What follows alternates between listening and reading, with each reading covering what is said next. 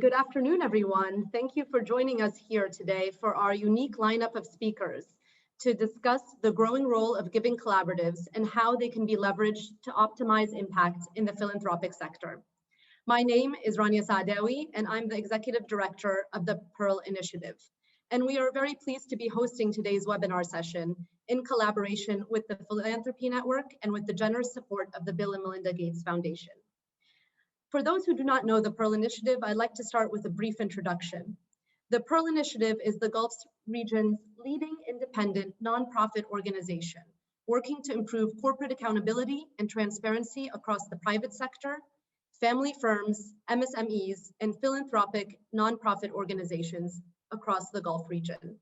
We were established 10 years ago by regional business leaders and in partnership with the United Nations Office for Partnerships.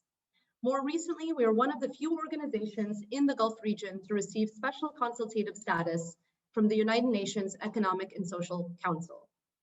The Pearl Initiative runs programs focusing on governance-related matters, conducting regionally based research, convening business leaders, government, and civil society leaders, and students to discuss challenges and opportunities in implementing best practices in the workforce. We also run workshops and trainings to support business professionals as they take the lead in implementing corporate governance, accountability, and transparency practices in their organization.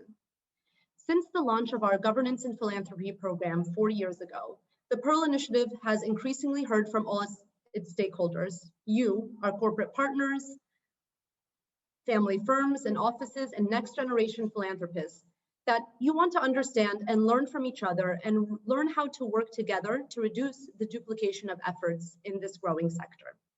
Indeed, globally, this is something that key philanthropists discuss. No funder alone or organization alone has the resources to solve the most pressing issues. So today, our webinar will address how, in practice, giving collaboratives can be structured and how they can combine resources and efforts that are required to overcome key socioeconomic challenges, particularly as we navigate this world today in the global pandemic. From the lens of regional and global collaboratives and with insights from academia, this webinar will discuss perspectives towards giving collaboratives and how they can be structured in practice. During the session, our panelists will highlight innovative collaborative giving models, detailing how they're structured and discussing what kind of organizations they partner with to achieve the highest impact. Our panelists will also shed light on the challenges and opportunities and their experiences that they encounter while working as a group to increase their collective impact. We hope to also hear questions from you, our audience, on today's panel. For now, I would like to introduce our moderator and our expert speakers for today's panel. Our moderator is Ms. Claire Woodcraft, who is the Executive Director of the Center for Strategic Philanthropy at the University of Cambridge. Claire has over 27 years of experience in the field of socioeconomic development in emerging markets. She has served previously as the CEO of Emirates Foundation, the chair of the Arab Foundations Forum, and formerly the regional director of communications for Royal Dutch Shell in the Middle East and North Africa. Claire writes and speaks extensively on the paradigm shift in the philanthropic sector and is a vocal champion of venture philanthropy. Thank you, Claire, for joining us today and for moderating this exciting session. Joining Claire on today's panel are our two experts, Mirna Atallah, who is the Executive Director of El-Fanar Venture Philanthropy, which is working to support social enterprises that generate financial and social returns while transforming lives in the region's poorest communities. Mirna has overseen El-Fanar's growth and expansion over the past decade. Prior to joining El-Fanar, Mirna has also worked across the Middle East and North Africa region based in Lebanon.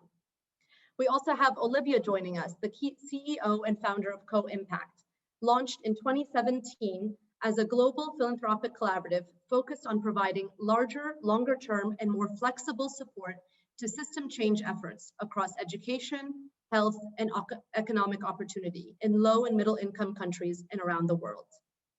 Prior to Co-Impact, Olivia served as the founding director of the Giving Pledge and worked with the US government's Millennium Challenge Corporation. Olivia also serves on the board of the Full Frame Initiative, and in 2014, she was distinguished as a young global leader by the World Economic Forum. Thank you so much, ladies, for joining us on this exciting session. I'd like to hand it over to Claire, who will moderate today's discussion. We do like to make our webinars as interactive as possible, so we encourage all of you, our audience, to ask questions using the Q&A function on the panel, and the panelists will try and answer as many as they can throughout today's session. We may also be having some live polling questions, so do look out as well. Claire, over to you. Thank you, Rania. Good morning, everybody. Good afternoon to everybody. Great to be back in the Middle East, albeit via Zoom. Thank you so much to the Pearl Initiative for inviting us at the Center for Strategic Philanthropy to be part of this initiative. Really a great opportunity to connect with professionals from the philanthropic sector in the region, which forms one of our core regions as we look at research, education, and thought leadership on the philanthropic sector. Wonderful also, Rania, that you have adopted the topic of collaboration, perhaps the holy grail of our sector, but the eternal challenge that we have talked about for many decades and often still struggled to achieve despite best intentions. And I think it really is, as you said, a core mantra for all of us that creating socioeconomic value in a vacuum is virtually impossible. We need to go together. We need to do it together. So I'm equally delighted to have two amazing women, old friends, old colleagues, women that I admire as both leaders and pioneers in the philanthropic sector through Myrna and Olivia. Great to have you both with us here today. I know we have shared many discussions over the years around this challenge of collaboration, and I think it's really great we have two perspectives coming from you both. So Myrna, you know, you've really been, of course, a pioneer with Al-Fanar around venture philanthropy, really looking at a kind of a paradigm shift in the region and taking a new approach to delivering impact at scale, particularly looking at how you engage communities, both locally and outside the region. And I really am looking forward to hearing about your thoughts on how you drive collaboration by connecting those communities. And Olivia, again, you know, you were with us as we gave birth to the center at Davos last year, talking as we did then about the importance of collaboration, not knowing that COVID was about to make things 100 times more challenging. So I think it's great that we can revisit those discussions that we had then. And indeed, at that time, I remember pointing out that you as Co-Impact, and notably yourself as really the energy behind that, were pioneers of co-funding and really proving to us all in the sector that yes, it is possible, but it's complicated. So I think it's great that we can have both perspectives here today to really look at kind of the global, the top down and the bottom up angles, and assess how can we do more? How can we do it better? I think COVID, if nothing else, it's taught us that indeed going alone simply doesn't work. And we need to pool more than ever resources, knowledge, and funding. So let's start then, ladies, let's start by looking at the how then. I mean, we ourselves did a report on COVID-19 a few months back, looking at how the philanthropic sector had responded to the COVID crisis. And we did indeed see the emergence of collaboration that perhaps historically we hadn't. And indeed in our recommendations, it's something that we recommended we drive forward, a real connection around sharing expertise, sharing data, sharing funding, and a real sense of solidarity that above and beyond the practicalities of collaboration, this was about really collective thinking and coming together. Let me start with you, Olivia. Give us your perspective from Co-Impact then around what you saw during COVID. And did you see examples of where collaboration was fast-tracked or came into place where perhaps historically it might not have? Share with us examples of where you've seen collaboration, perhaps on the back of the crisis.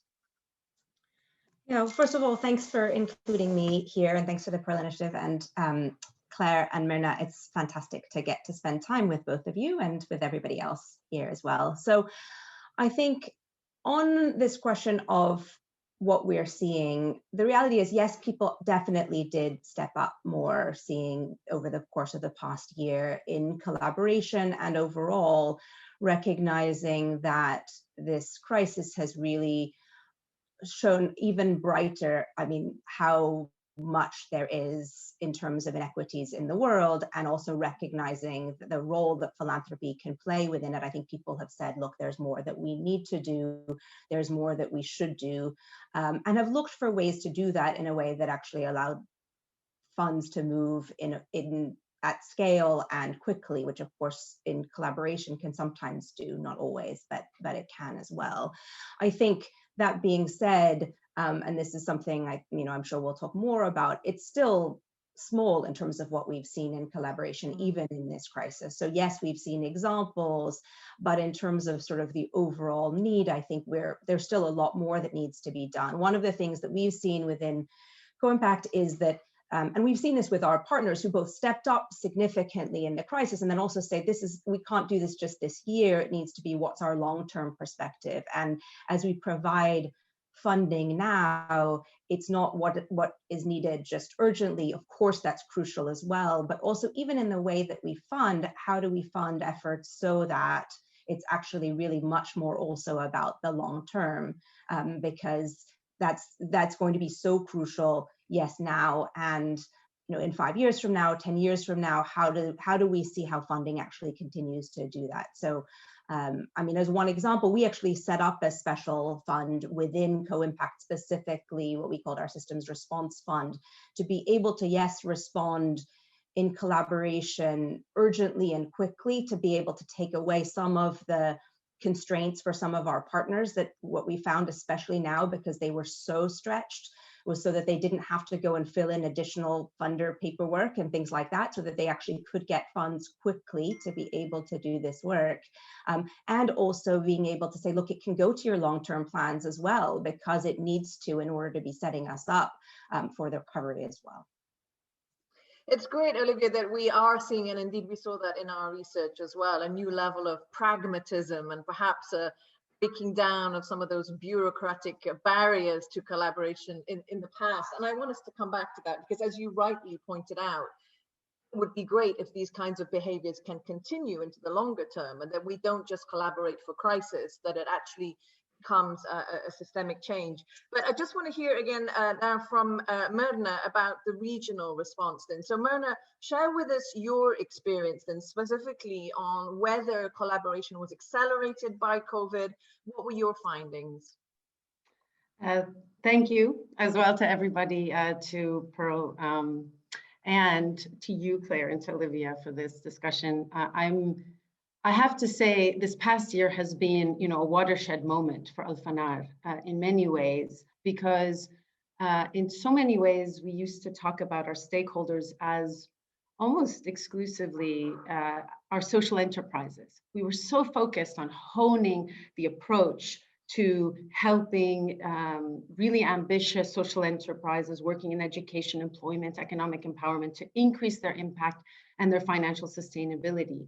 But actually, our other stakeholders are our partners, because we're a platform. We are not owned by any, one philanthropist or group of philanthropists. So this crisis really forced us to sort of become more transparent and open in that sort of process of exploration and activation of this platform. So we doubled the number of donors over the past year, basically because when COVID came and all of our plans, everyone's plans, were completely derailed, nearly 30% of our flexible grant funding was erased, because typically it would come gathering, a large scale dinner, and this flexible funding was so necessary for us to take risks, take on new investments, etc. And we shifted to basically an online offline campaign, Survive and Thrive, we called it, really targeting those organizations that were most, in need of the flexible funding. We had done reforecasts with all 17 of our portfolio social enterprises, and we were very open with what was required and allowed any philanthropist, small, medium, or large, to restrict or keep it open. So we said, okay, the big general campaign will achieve this, but if you want to support education, go for it. You want to support Educate Me in Egypt, go for that. You want to support widows, that was fine. And in the end, we had, almost 300 donors of various sorts come together to collaborate on this effort. And what we found was we were able not only to sort of create flexible funding for these organizations, but start a conversation and a practice that set us up, sadly, very well for the Beirut explosion. And did you see that in those conversations you were having with those donors who were saying, okay, we need to be mobilized because there's a crisis, was there also an appetite, look, we'll pitch in with others? Was that kind of the ego of philanthropy perhaps diluted to the gravity of the crisis? Yeah, I mean, I think that there was something remarkable that happened. I mean, there was a crisis that united humanity across the board.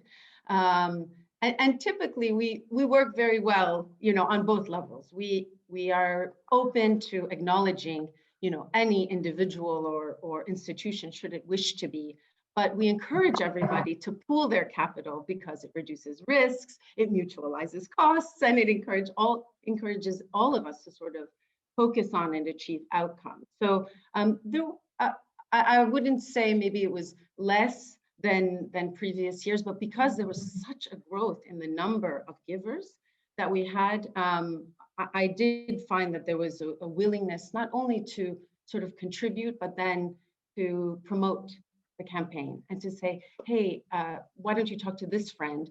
And that's really what you want in any kind of collaborative giving setting, is sort of a promotion of the platform and an encouragement to others to take part. Yeah, and it seems like that broader sense of community. And I just want to come back to Olivia on that as well. So Olivia, you mentioned, that people did step up to the plate. And I used the word pragmatism earlier. I mean, even if one wants to collaborate, it's not easy often due to regulation, due to cross-border capital flows, etc. But and particularly in your case, Olivia, because you're talking about large sums of money here, do you see any shift around, for example, Global North donors saying, yeah, we want to collaborate, but really in the local community? Or was there kind of an opening up of understanding that this is a global humanitarian crisis? I'm sort of just curious to know more about the culture, if you like, of giving. Did you see a shift in that given the gravity of COVID? To some extent, yes. I mean, I think people definitely, from the conversations that we've been having, I think people are seeing that now is a moment to step up in a really significant way and to do more, and that we need to do it together. I think it hasn't happened yet, right? I mean, I think that's still something people did do. I mean, the data shows this, that to some extent it certainly happened with COVID, but I think as we look to, say, the next 10 years, some of the conversations we've been having are, for example, when it comes to the impact of COVID, when you look at gender. And I think we've seen so much what the impact is. And we also are seeing that funders are saying, okay, now we actually need to do more in this moment that is over the course, not just now in the next coming months, but over the course of the coming 10 years, what is it that we really can do and that we can do together and more? So I do think that's happening. I think that also, to your point of saying, I think people are realizing that most funding is, actually really does stay quite local in every country in the world, right? Or every region. Funders tend to fund in their own countries or regions. And I think that actually, did remain with COVID. I think people then saw the impact in their own, locally, and people said, okay, let's look at what we can do. So I think that stays. But I think, more we're actually then, for us in working in this space, and then says, okay, well, how do you actually work with people to actually really support? So our focus is entirely in the Global South. It's also, how do we work with funders in each of the regions to say, what could we do to support some of the things that you're really seeing are needed? So I think that's probably true across different giving collaboratives to think about that as well. I want to go to a poll question now so we can engage our audience and get some of their thinking. And then I want to come back to ask both of you around exactly the point you touched on there, Olivia, the data and the evidence. So when collaboration happens, does it really drive more impact? How can we encourage more by demonstrating that it works? So we have a poll question here on co-funding initiatives. So I invite everybody to take part in this. Question number one, have you been approached to co-fund an initiative in the past 12 months? So great if you can give us your answers to that question. And question number two, have you co-funded an initiative in the past 12 months? So I hope this is appearing on your screens and that you can respond to that, and we can get a real sense of, is there a system shift how we think about collaborative, particularly funding. And we should, of course, also say that, collaboration, as we said at the beginning, it's not just about funding. This can be about knowledge. It can be about data. It can be simply about solidarity, just coming together as a community. So I hope we have the answers have come in from the poll, and I would invite my colleagues at the Pearl Initiative to, if they can share those with us. So here we go. We have 55% of people saying they were approached for co-funding. So that's great, albeit that nearly 10% said that they were, 36% were not approached. So not as encouraging. And wonderfully, 64% of people said that they have co-funded an initiative in the past 12 months. And I wonder the extent whether that, I suspect that is an increase from what we would have found in previous years. So I think we are all seeing that the barriers to collaboration are coming down. And we've certainly talked about this at our center in our report around, for example, some of the practical issues around regulation. How do you co-fund, particularly in the region, from one country to another? How do you transfer philanthropic capital from one market to another? But I want to come back to you then, Myrna, since you guys have done a great job of really mobilizing capital locally and internationally for the region. Talk to us a little bit around the benefits, the tangible benefits that you see from that kind of collaboration. But also, what are some of the ongoing challenges to getting money and other resources to come together? I'm so excited to sort of explore this idea because, we sort of know intuitively that collaboration is good. It comes with high transaction costs, but so what are the benefits? Why would we rationally do it? I am not a researcher, so I will leave the sort of meta and mega data to you both perhaps to opine on. But what we saw last year was a 100% increase to impact. I mean, it was monumental what we were able to achieve because there was, clearly a collaborative approach, a coming together of more donors, but donors for campaigns that were broad in their, focus, whether it was the COVID campaign or the Emergency Lebanon appeal. And so, there was an undoubted benefit there. Secondly, by going, despite all the difficulties, the social enterprises were still able to raise nearly £2 million in self-generated revenue. That is not grants and not donations, to recover 55% of costs. And those social enterprises that had a digital play, they were self-sustaining. In fact, they put on hold some of our grant funding and said, you know what, we love your patient capital. We don't need it so desperately right now. So we're going to invest our self-generated revenue and come back to you. Of course, the rest of our management support, our impact evaluation, all of that continues. And so in addition to sort of the impact increase, the sustainability possibilities, we're about to exit 2 investments this year, despite everything. I think there's this, general benefit to collaborative giving, which is, comes down to being able to, attribute large amounts of outcomes to your donation. It allows you to sort of reduce and mutualize costs. It's very costly to identify ambitious, promising investments, run due diligence, vet them, run them through investment committee, test out the waters, pull out possibly if it doesn't work, provide management support. For every pound in grant funding or zero interest loan we give, we add 42 pence in management support. All of that, you get to take advantage of if you give in this collaborative way. So, in addition to sort of the impact and the growth to impact, I would say there's a huge benefit to sort of mutualizing costs, really. Yeah, absolutely. And it's perhaps something we used to talk about a lot back in the day when we used to talk about aid effectiveness and efficiency, but it is that old technocratic word efficiency, right? You're reducing transaction costs and you're inevitably likely to be more scalable if you're pooling, be it capital or resources. And I like what you said, it was monumental in a way, perhaps because of the speed, right? You managed to get money to market faster. But I like what you also said, you touched on the resilience of your social entrepreneurs. And I think that's something that we saw in our research, that we assume that collaboration is something perhaps that only the global north can do. You know, it's collaboration about large foundations, large investors, but there's also collaboration at the local community level. And perhaps, you know, something that we noticed was a realization that there are like-minded peer organizations out there. We can also do collaboration. I mean, crowdfunding to me, to some extent, is a form of, you know, collaboration. I think that that's great to hear. Maybe we can talk more about the community aspect, Myrna, because I know that you're deeply involved in that sense. But Olivia, talk to us a little bit then around, you know, obviously you've been doing this at a higher ticket size for what, 10 years now, is it? And what have you seen then in terms of really standout impact where you said, you know what, we just couldn't have achieved that if it was a single entity going it alone?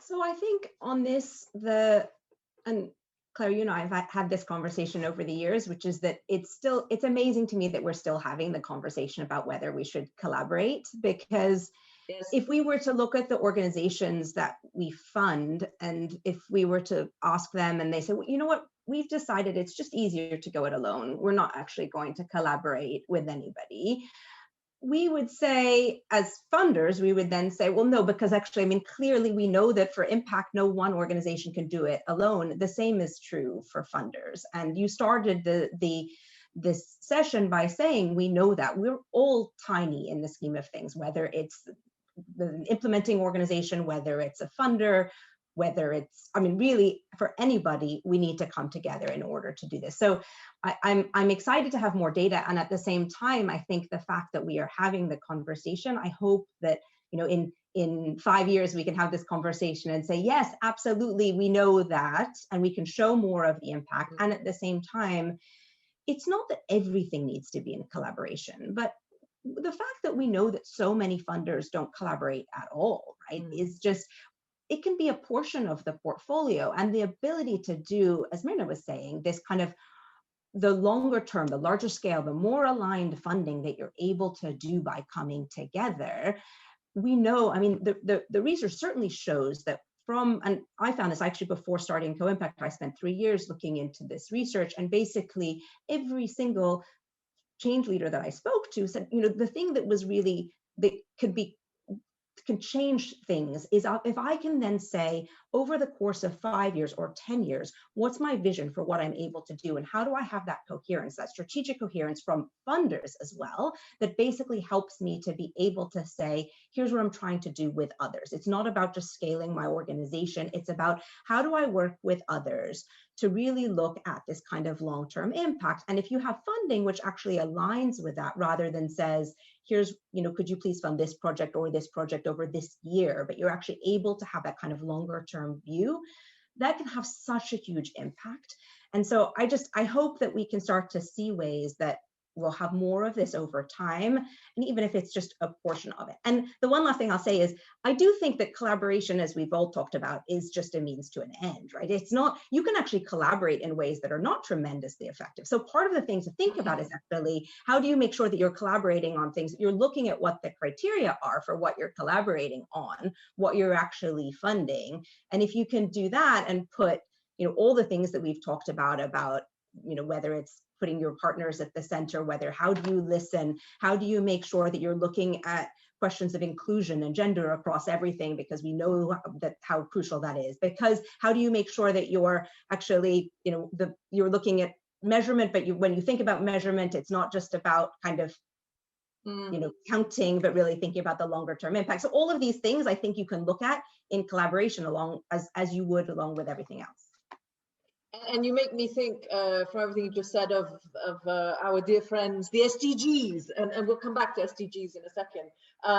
But I like the point you make about data. You know, we sometimes get overly hung up. It's kind of the pendulum has swung too far the other side with data. Sometimes gut instinct just tells you whether this thing is going to work or not, and whether it's better to do it collaboratively rather than do it alone. And you also mentioned the idea of projects. When I was at Shell Foundation, we actually banned the word project because we felt it suggested a discrete, time-bound initiative. And we said, no, this is about programs, this is about system change, this is about long-term, even if you're responding to an immediate issue. The area that we were asked by the Pearl Initiative to explore, one of them was who is better suited to collaboration or not. And I feel personally that everyone should be well suited to collaboration. Like if you're saying, no, I'm going to go it alone, you've got to have a pretty robust justification to do that. But we will come back to that point. But I wanted to throw into the mix the SDGs. And so back in the day when we had the MDGs, they became the SDGs. And then we said, oh, these SDG things, they're even more complicated than the MDGs. And now I feel like, what are we, I don't know, 10 years down the road, that increasingly even small organizations are using the SGs to help them align and to help them track and measure. And I wonder, first for you, Myrna, in the region, are you seeing the SDGs being used as a tool to bring people together, to bring data together under those clusters? Talk to us a little bit around that. And the other point around, is one person better suited to do collaboration than another? Both great questions. Don't let me forget the second one because it's a very, I might get stuck at the SDGs. Easily done. Yeah, typically. So, I mean, what we found about, in terms of the SDGs on the sort of operating level or the investment level is that it is a very helpful way of organizing the portfolio and encouraging lessons learned and shared experiences between them. I mean, we had kind of approached it that way, but it makes it crisper and cleaner to sort of show which organizations fit under which SDGs, and then gently adjust our own KPIs to track outcomes in relation to the SDGs. I would say that the SDGs on their own maybe don't necessarily encourage enormous amounts of collaboration on the ground, but rather when the organizations find shared benefit and value in coming together, and we try and do this actually through quarterly investee gatherings and study missions to see other social enterprises in the global south who have achieved scale or success. That's actually where we see sort of the magic of, well, why don't we joint venture on this, element, or, we have seen it, but it does require some encouragement, because I think on its own, collaboration is costly, and it's very costly for small organizations. And sometimes it's resource intensive, right? So Myrna, just to remind you of the second part of the question, so who is best suited? I mean, from my experience, sometimes if you've got, smaller NGOs or smaller social enterprises, they might simply not have the capacity to think about something collaborative that might involve an MOU, sharing data, funding, et cetera, et cetera. So do you find that how well resourced an organization is has an impact on whether it can collaborate? Yes, I mean, it's very interesting that the organizations who are smallest and could actually benefit from collaboration are less suited really to it, because it requires ops. It requires a certain maturation and professionalization of operations to enable that to sort of be beneficial to them. Yeah. So what we have found is that growth stage social enterprises are really well suited to collaboration, and that requires investing in their management. It requires making sure that their senior management team is very strong, that they have strong financial systems, that they understand how to read legal documents. I mean, everything we deliver in our asset training, our sustainable social enterprise training, we do all these unsexy bits, that are sort of the backbone to creating organizations that can either eventually be impact investor ready, or sustainable, or potentially eligible for larger funding, from different funders, or eventually potentially JV, partner, franchise, who knows, merge and acquire with one another to scale their impact. And I'm just going to give a little example, but we invested in a small organization in Egypt in 2015 with our unrestricted funding, essentially that collaborative pool that allows us to take risks. And we love to do that in the pilot investment so we can pull out if it, sort of doesn't work. A scale partner in Egypt, a construction company, Sdgs, enabled us to really grow that investment. It's called Educate Me. It went from an informal after-school program to a registered community school with a teacher training program across, 6 governorates, 5,000 educators. And this year they're working with Pratham. They are the Egyptian partner for teaching at the right level, which is invested, it's a co-impact investment actually, but that's not fathomable if Al-Fanar hadn't, with different types of funding, but definitely the Sdgs funding to really scale it up, to get them to a strong level of, professional capability to be able to take, the Pratham curriculum and begin to pilot it in Egypt. Thank you. You segue nicely to one of our recommendations in our report, which was boringly co-funding institutional development. And I think we are seeing that yet again come high up on the radar screen. We're starting to get some questions from the audience, which is great, and I would encourage more. And I want to come back to Olivia with kind of the same angle, but also I'm going to pick up on the question that we've just got from Tricia, because I think it relates nicely to your work, Olivia. So a question from how different and innovative has Mackenzie Scott's giving model been over the last year? So Mackenzie Scott, of course, the ex-wife of Bezos, who has been quite radical in the speed and I suspect the conditionality as to whether she's given. So talk to us about that, Olivia. I'm sure she's been on your radar screen, but also I somehow think that maybe Co-Impact has kind of got an SDG sort of shopping list for its potential donors. Of if you come in, is it number 8 or is it number 4? Which one are you at? Talk to us how you relate the Sustainable Development Goals to bringing donors on board, and whether you think Mackenzie Scott is changing the approach in the system. And happy to come back to you later, Myrna, if you also wanted to comment on her giving. Over to you, Olivia. Thanks. So I think first on the question of goals, I completely agree with Myrna, with you on this one, which is that having the kind of longer term goal is really important in terms of people coming together. And I think being able to put that in the context of the SDGs, and also to be able to look at something kind of more specific to what the group of in our case, sort of what the group of funders coming together can do. So in giving an example, we're actually in the process now of developing a new fund that is focused on advancing gender equality and women's leadership, and being able to come together and say, what is it that we actually want to see in the world in 10 years is so important in terms of sort of having that vision together. So I do think that's really important. On the question of, I just want to say quickly on the question of kind of who's suited and who's not. I mean, again, I agree. I think on the funder side, it's interesting because I think we've actually been surprised by the fact that it mostly tends to be more experienced funders than newer funders. Whereas actually, when I first started Co-Impact, I thought that it would be more particularly for newer, because it gives you that kind of extra boost, right, that you can then bring back in. Yeah. So it's something that we're actually still trying to figure out is, why is that? How do you, I mean, I think we've actually been looking into some research around that, which is that it's part of the journey. And so part of the question is, how do you really help make it feel personal and connected even in the very early stages for a funder? And it's something we've been really looking at.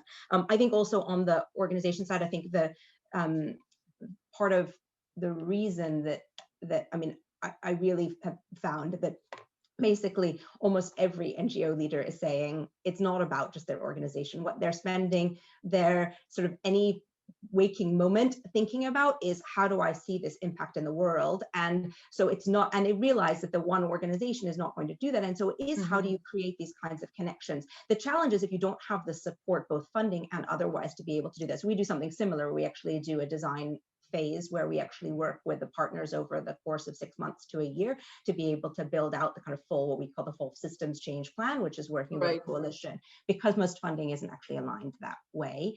So it's something that we were thinking about. And then on Mackenzie, Mackenzie Scott. So Mackenzie Scott's actually one of our partners, and I think what she's doing is absolutely amazing. I also think that partly why it's amazing is not just the scale and the speed, but it's also the nature of how she's funding and how she's really putting both. I mean, she's been very focused on ensuring that across everything she does, and if you look at both the work outside the US and in the US, it's been very focused on questions of inclusion. She's really focused on communities of color in the US. She's focused on looking at women-led organizations. So she's really been, I think, very thoughtful in the approach and also crucially listening. So I think if you look even at how she's done the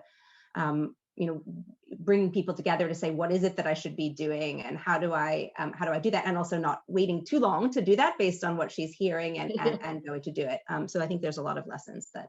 Yeah, absolutely. And especially the inclusion. I mean, it's something that we heard when we did our research. So many, older organizations saying, God, we really realized that inclusion wasn't high enough up on our radar screen. Not just the gender lens, but hidden communities, fragile communities. So if COVID has done at least one useful thing, I think it's to push that higher up the agenda. We have another question here from Ziad, which is a perfect one for you, Myrna, around do we need a venture builder model to drive impact investing? So I'm assuming by venture builder model, bringing in a pool of investors. Now, I know Al-Fanar is kind of in this space, in the impact investing space. So tell us a little bit more, and if you can have a stab at Ziad's question, Myrna, that would be great. Yes, thank you, Ziad, for the question.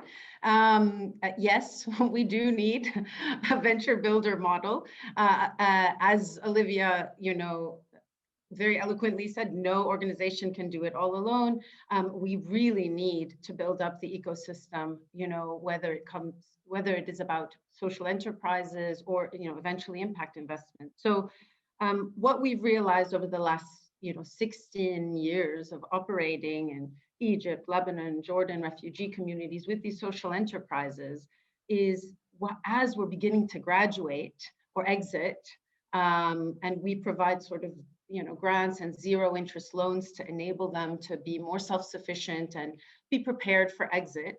They're really, if those that want different kinds of financing, concessional debt, impact investment, have a very inefficient market to fundraise from and do this sort of bumping around from family offices to VCs, who may or may not really worry or care or track the impact side of what they're doing. And that conversation can risk, to change their mission or focus almost exclusively on the revenue model. So we are actually preparing and working on hopefully launching a regional impact fund, which would be a sizable 5x, change to the type of financing we would be able to provide impact investment ready social enterprises, but it does require, and we are beginning to have conversations, and I'd welcome a conversation with you, about how we can do that more efficiently, because the region is big, and we are focused very much on vulnerable communities, but there are, prospective impact investments across the board.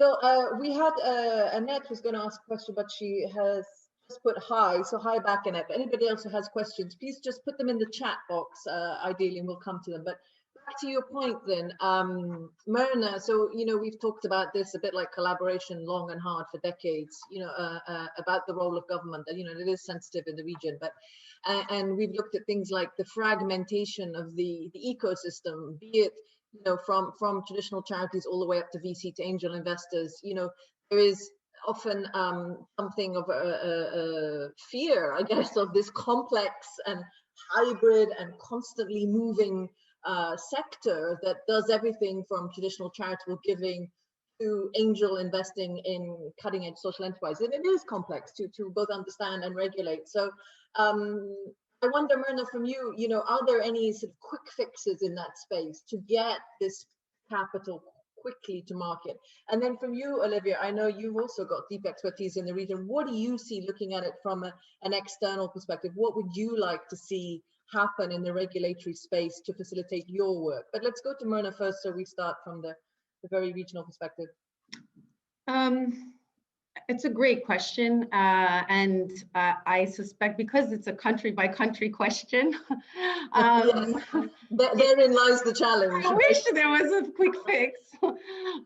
You know, for us, so you had asked a little bit about, you know, accessing these markets, which are very difficult. And I do think, you know, an entity like Al-Fanar, which is essentially, you know, a venture builder or a social enterprise, you know, aggregator and grower, because we're registered in these, you know, in these countries of operation, and we've managed the operations, we can get, you know, money to market pretty fast in countries that aren't always so easy to manage, and Lebanon is becoming increasingly difficult, etc.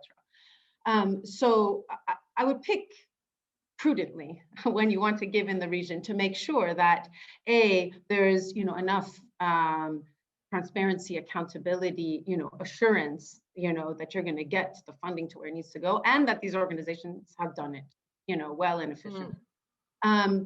In terms of the countries themselves, something that we're always looking for is social enterprise laws. I mean, or social, but really some understanding at the government level that you can have a social purpose organization that generates, you know, income, and that doesn't just, you know, distribute it to shareholders, but reinvest it in its a la B Corp, you know, in the United States. And we are seeing some changes. There's a draft law in Lebanon. I know there's a draft law in Saudi. We're working with Jordanian authorities to think through this. In Egypt, the new NGO law has made some allowances for entities registered under the Ministry of Social Solidarity to own subsidiary companies, which is big. It's monumental for Egypt. So there are some movements in that direction. I suspect probably a broader scale discussion, you know, with some encouragement from international organizations, you know, could help in this space, because well, let's hear from Olivia what that encouragement from international organizations might look like. But I think COVID has indeed, what we've seen, positioned the third sector. It's not the enemy, that it's a partner for the public sector. And the sheer necessity of COVID has meant that you're seeing new forms of collaboration between foundations and government that we never saw before. So looks like there's some good examples in that space. But Olivia, how do you say things in terms of moving money around the region, facilitate co-investments? Yeah, so I mean, I think, Myrna and I were actually just talking about this recently. So I think on the sort of broader question of what can happen, I mean, I think some of it is, and we actually, so on our last open call, and we operate through open calls where we actually look for efforts that are really about this kind of systems focus and systemic change, working in partnership with others, including government. And what we found through our open call was sort of two things, and which we're actually looking to implement as we go forward. One, which is the importance of actually partnering with efforts that are, you know, because we are global, it's actually looking at others that are specifically focused in the region, so that as we can continue to kind of, you know, get the word out as to what's possible and what you actually can do. So I think that's one piece of it, is actually what's the network of efforts that really are working on some of these questions in the region, and how can we come together on that. And then I think the second one, it goes a little bit to our earlier conversation too, of kind of how can you find those efforts that really are already doing this, and where, you know, it might be earlier stage, but where they're coming together, partnering with others, figuring out how you actually partner effectively with government. What is it? What are some of those, and how do we actually come together to support them as well? So it's also about building the pipeline, and then as you have more of those examples, that can then also encourage more. So I think those are sort of the two things that in terms of sort of what can happen and what could be useful. I mean, we're looking at that going forward as to sort of what's the best way, even as co-impact, for us to work in the region. And I think it's both through partnership with others. It's also, I mean, frankly, partly it's also figuring out, are there funders that, you know, want to work collaboratively on some of these questions and could do that in a way that was, you know, specifically in the region. So I think those are some of the things. Thanks, Olivia. I often think there's a bit of undue pressure on co-impact. We're kind of all depending on you guys to develop a whole portfolio of super successful collaborative initiatives that have hit every single SDG at scale. And it is, you know, obviously it's a huge challenge, not just the collaboration, but even when we look at partnerships, and it relates nicely to a question that's just come in around, you know, even if you have well-intentioned partners who want to collaborate and who want to work together, often there are competing interests. And when you drill down into the detail, you find that actually what you guys want to achieve, it's not what we wanted to, but also time frame. So interesting question here from Annette around the foundation, Karuna Foundation in Nepal, looking at private donors and also government funds, and saying that on the one hand, some of the private donors are sort of reining in a little bit, saying, hang on, we need evidence to figure out where best can we deploy our funds, whereas the governments now are very keen to speed up momentum. And we've seen that in the markets we looked at for our research, where they are almost clamoring for philanthropic capital to support the deficit in public sector spending. So I guess perhaps a final few comments from both of you before we hand back to Rania around perhaps the essence of collaboration. How do you manage those competing interests? What is the magic here in terms of how you bring multiple entities together and convince them that there is a sweet spot where if they come together, impact can be radically bigger and better than it would have been if they'd gone it alone? Back to you, Myrna. Excellent question to end on.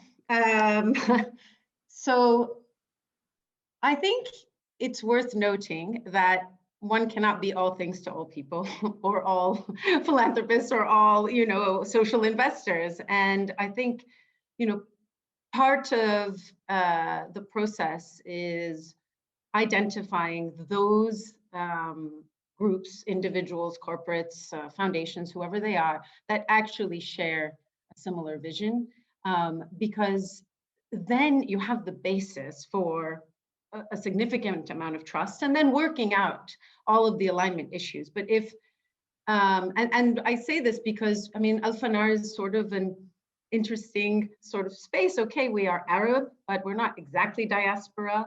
That said, you know, we do appeal to people concerned about Lebanon, or to diaspora organizations that might be raising funds for emergency Lebanon, but want to go it with a strategic philanthropy, you know, partner. We appeal to people who are interested in the Middle East, appeal to those who are interested in venture philanthropy or strategic philanthropy. So you have to sort of be within the subset of the subset, you know, and then it's like magic, right? Because we really want to achieve sustainable impact. We want to work with social enterprises, and we're willing to collaborate with others, you know, to achieve 39%, you know, compounded annual growth rate to, you know, impact whatever, you know, the wonky, you know, metrics are that we are tracking.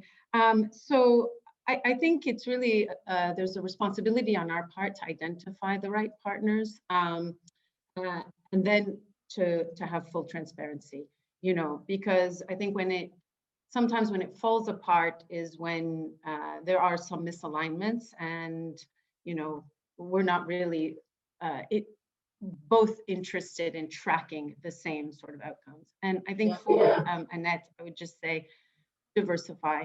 This is just, it's normal. There will always be some funders who pull back. They need to for various reasons. And so sort of managing that delicate pool of support, can help. It can help to diversify. And I like that you point out that you kind of the gatekeepers of trust through transparency. We have perhaps mentioned that enough, but obviously if we have more transparency, more evidence, more models, this is where it's worked, this is how it can work, the more we're going to convince people to do it.